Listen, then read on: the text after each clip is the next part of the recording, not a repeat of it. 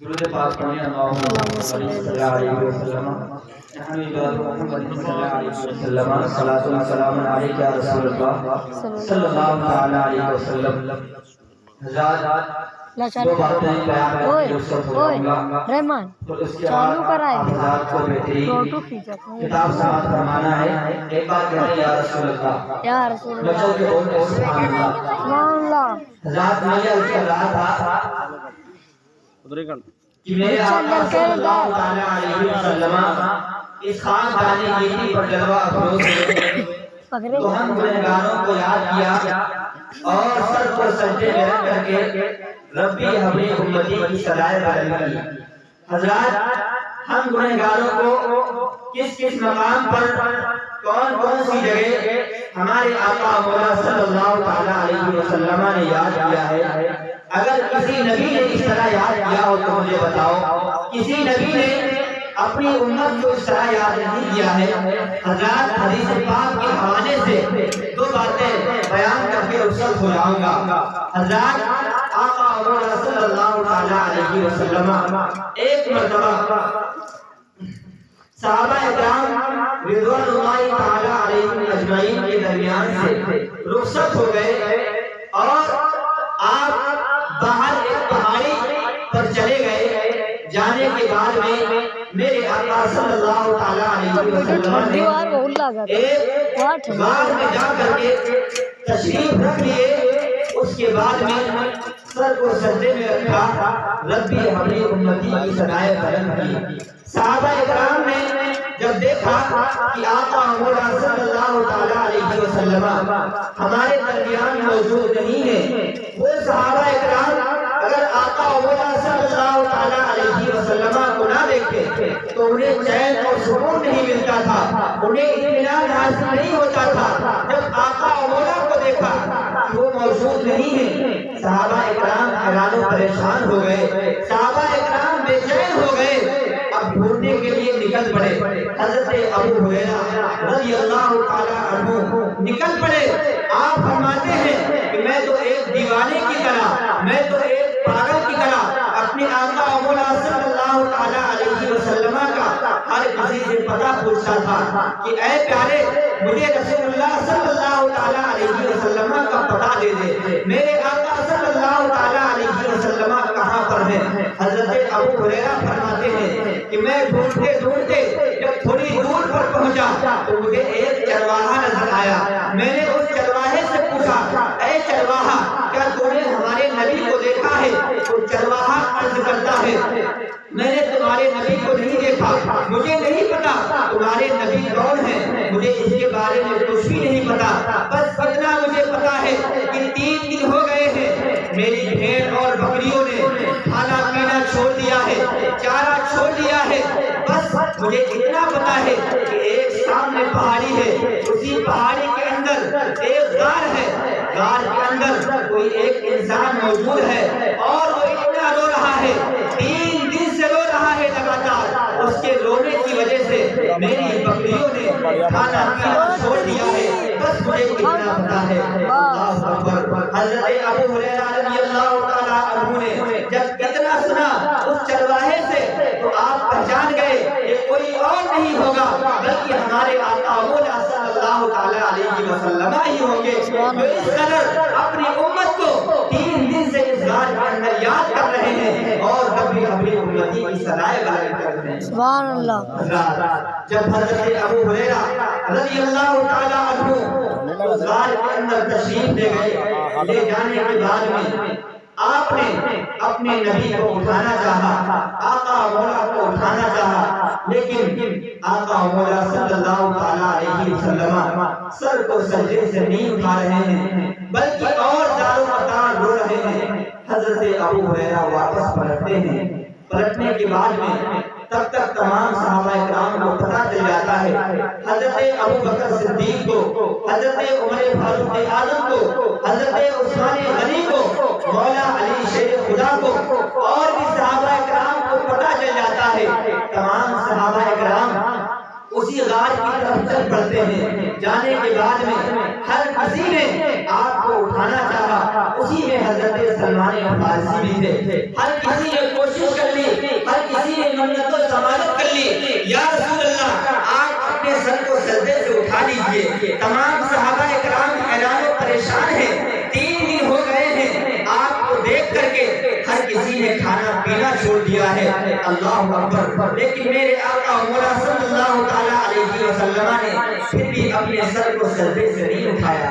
حضرت سلمان فارسی کہتے ہیں ایک کام کرو، کیونکہ ان کی عمر بہت ہی زیادہ تھی اور یہ عمر میں سب سے بڑے تھے، آپ نے ایک مشورہ دیا کہ ایک کام کرو، ایسے ہم سب کے آقا مولا سر کو سجدے سے نہیں اٹھائیں گے، ایک کام کرو واپس جاؤ، جانے کے بعد میں آپ کی بیٹی حضرت فاطمہ رضی اللہ تعالی عنہا کو بلا لاؤ۔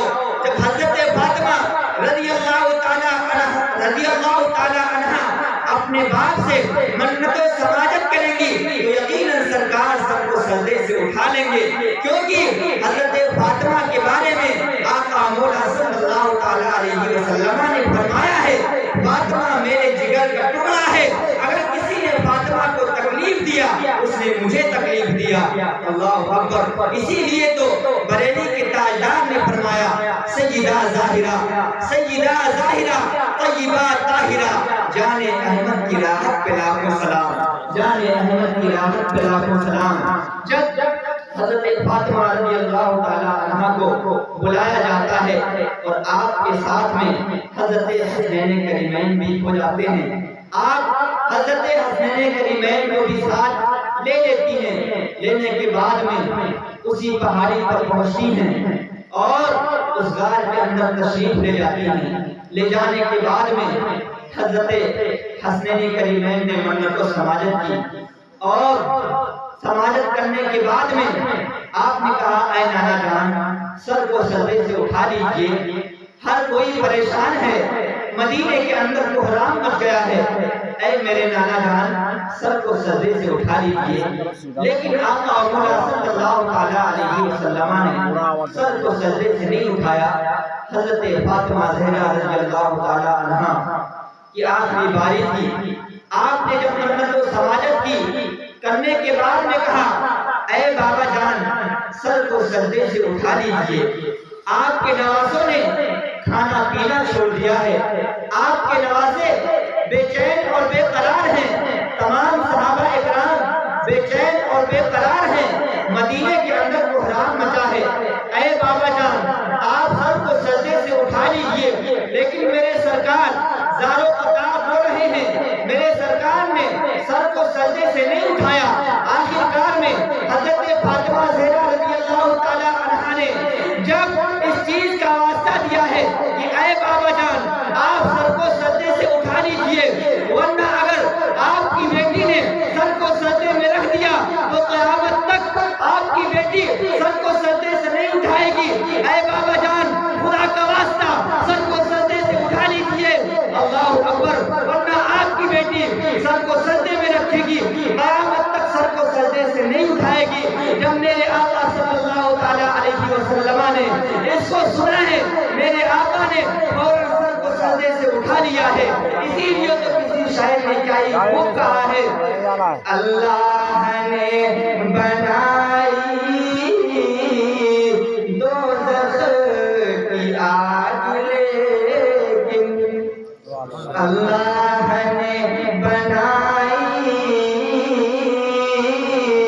دوزخ کی آگ لیکن، کہ رو کے آنسوؤں سے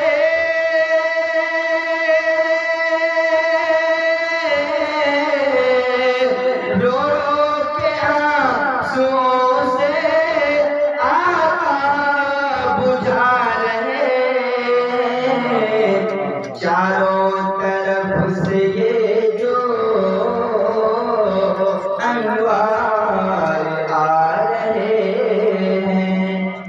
میرے آقا نے فرمایا اے بیٹی فاطمہ اگر تم نے خدا کا واسطہ نہ دیا ہوتا اور اس چیز کا واسطہ نہ دیا ہوتا کہ ہم سر کو سجدے میں رکھیں گے تو قیامت تک سر کو سجدے سے نہیں اٹھائیں گے، بیٹی اگر تم نے اس چیز کا واسطہ نہ دیا ہوتا تو تیرا بابا جان اس وقت تک سر کو سجدے سے نہیں اٹھاتا جب تک کہ اللہ رب العزت میری ہر امت کو میری تمام امت کو ہر فرد کو اللہ رب العزت جب تک بخشش اور مغفرت نہ فرما دیتا اس وقت تک میں اپنے سر کو سجدے سے نہیں اٹھاتا۔ میرے پیارے بتاؤ اس طرح کس نبی نے اپنے امتی کو یاد کیا ہے؟ اللہ اکبر۔ ایک بات پڑھ کر کے آپ سے رخصت ہو رہا ہوں۔ حضرات ہم سب کے آقا مولا نے ہم گنہگاروں کو کیسے کیسے یاد کیا ہے، چاہے وہ شب قدر ہو، چاہے وہ شب معراج ہو، چاہے وہ شب اسریٰ ہو، چاہے وہ پہاڑی ہو، چاہے وہ غار ہو، چاہے وہ دن ہو، چاہے وہ رات ہو، میرے آقا مولا نے ہر لمحہ ہر پل ہم گنہگاروں کو یاد کیا ہے۔ تو ہم سب کو بھی ایک حق بنتا ہے کہ ہم سب بھی اپنے آقا مولا صلی اللہ علیہ وسلم کی سیرت کو اپنائیں، آپ کے احکامات کو اپنائیں۔ نبی پاک صلی اللہ علیہ وسلم نے جن جن باتوں کا حکم دیا ہے اس پر عمل کریں اور جن جن باتوں سے منع فرمایا ہے اس سے باز آ جائیں۔ ایک بات بیان کر کے آپ سے رخصت ہو رہا ہوں۔ اللہ اکبر۔ شب معراج ہے، میرے آقا مولا صلی اللہ علیہ وسلم کو دولہا بنایا جاتا ہے۔ حضرت جبریل آتے ہیں، عرض کرتے ہیں یا رسول اللہ رب کا حکم ہے، وہ دیدار کا مشتاق ہے، یا رسول اللہ آپ وضو فرمائیے، 2 رکعت نماز ادا فرمائیے اور 70,000 فرشتوں کے جھومٹ میں آپ کو دولہا بنا کر کے ایک بارات کی شکل میں، ایک جلوس کی شکل میں اللہ رب العزت کی بارگاہ میں ہم آپ کو لے چلے گئے۔ اللہ اکبر۔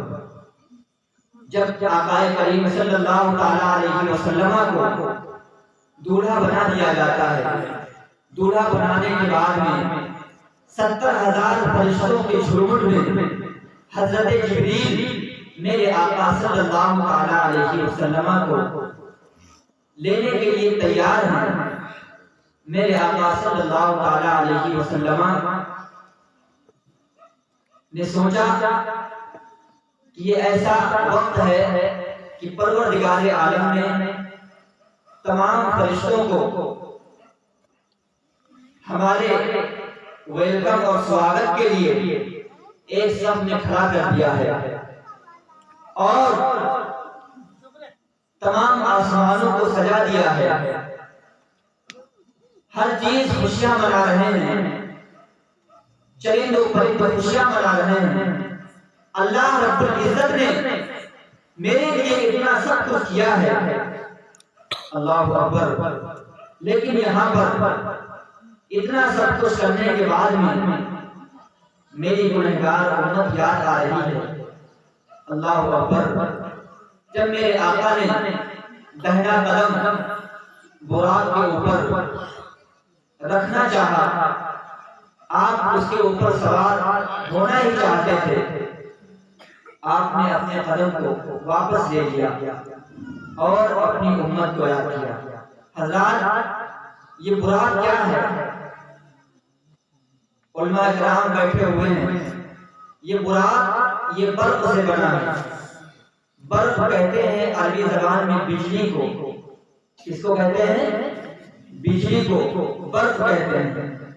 حضرات آپ نے اس بجلی کو دیکھا ہوگا کہ جب یہ بجلی، اس کا کہیں پاور ہاؤس بھی ہوگا، ہو سکتا ہے جلوہ قصبہ میں ہوگا یا ہرچندہ میں ہوگا، خیر کہیں بھی ہو، میں یہ بات بتانا چاہ رہا ہوں کہ یہ برق ہے، یہ بجلی ہے۔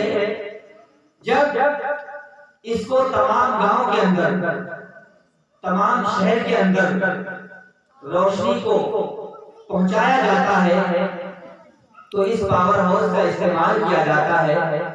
استعمال کرنے کے بعد میں 1 منٹ کے اندر یہ روشنی، یہ لائٹ، یہ بجلی ہر کہیں پر پہنچ جاتی ہے اس سے زیادہ وقت نہیں لیتی ہے بلکہ اس سے کم ہی وقت لیتی ہوگی۔